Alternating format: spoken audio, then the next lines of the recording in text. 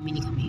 Kung tutusin, hindi ko na accepted na muntik na ako makasapa kanina pagdalo ko sa Pablo City. So, kita nyo naman siguro yung grocery kasi yung kasama ko. So, yan yung prove. Kita nyo naman na may picture siya.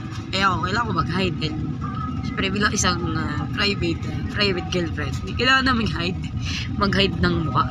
At mag-hide ng identity. Kasi dapat lang yun. Kung kayo, sa at isa, kayo talaga, depende yun sa isang sitwasyon. Kaya tingnan nyo na lang, no? At yung picture ko, kung talaga hindi kami magkasama, may mga proof dyan. May mga details dyan na magpapatunay na nasa sa inyo na ang mga sagot kung kami o hindi. Right?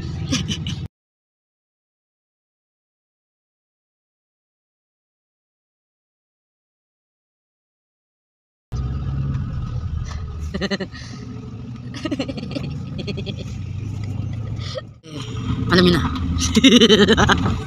Alam niyo naman, pagka kami nabibili, talagang malulupit na kasalawan ng ginagawa namin, lalo ba? Kaysa mag-shota kami. Siyempre, minsan kami mag-banding-banding. Kaya, minsan may time din na dapat namimili ng mga grocery.